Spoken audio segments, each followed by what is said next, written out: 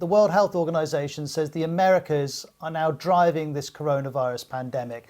And at the center of that is the US, with the most cases of any nation, and Brazil, with the most in South America.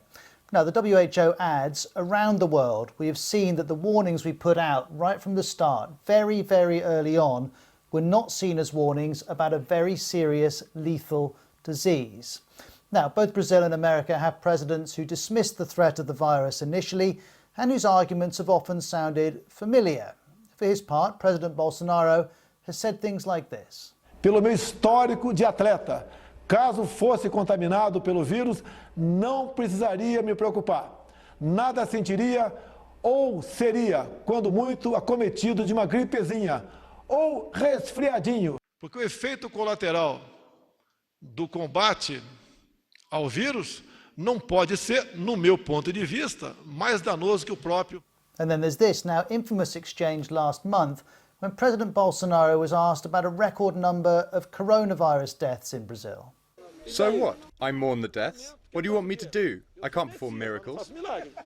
All of that and more led the British medical journal, The Lancet, to publish an editorial arguing that the biggest obstacle to Brazil combating COVID-19 was President Bolsonaro. It wrote, the challenge is ultimately political, requiring continuous engagement by Brazilian society as a whole. Brazil as a country must come together to give a clear answer to the so what by its president. So what has Brazilian society done? Katie Watson is our correspondent there. I think the lack of unity is a big problem. People here are confused. Yes, there's a lot of anger and frustration with how Jair Bolsonaro has handled the crisis, but at the end of the day, he's still president. A lot of people still look to him for direction. The state governors have been leading the way with lockdowns and quarantines, depending on the severity of the problem within the state.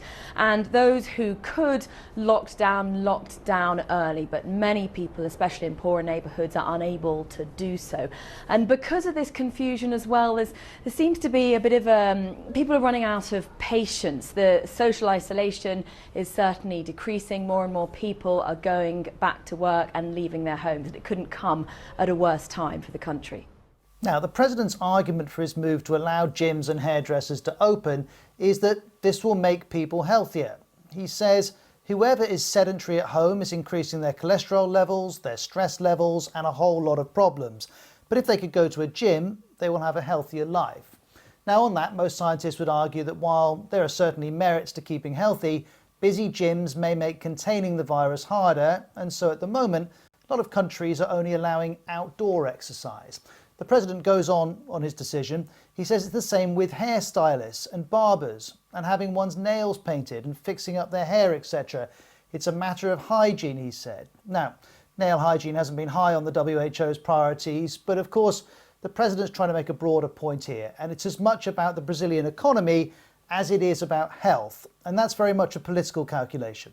Here's Katie again.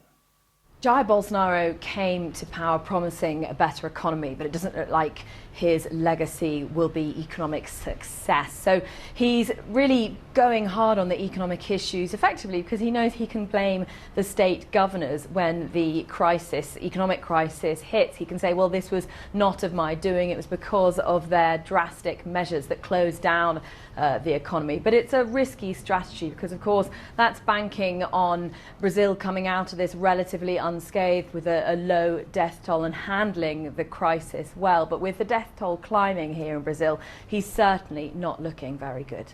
So the president is managing to hold on to some supporters, if not all, because some are now turning away. Sao Paulo's governor used to be an ally. It's amazing when you have two viruses to combat, the coronavirus and Bolsonaro virus. And with that kind of criticism and the climbing death toll, you'd be right to wonder if the president is showing any signs of shifting his position. Here's Katie once more. Well, he's stopped calling it the sniffles, that's a positive, but he's still not uniting with other politicians, especially political adversaries, and trying to come up with one unified plan to try and tackle the crisis. Last week, when the numbers of people who died started dropping, he said the worst was over, and the numbers soared again. I think he's much more extreme with his politics than Donald Trump, and backing down just doesn't look likely for now. And so, just as in the US, in Brazil, we're seeing splits between the president and regional leaders. We're seeing presidential rhetoric that appalls and resonates, depending on the audience, and we're seeing a virus that's oblivious to all of it. Brazil's death toll is now past 11,000, America's is past 80,000, and as I said at the start, the Americas are now driving this pandemic.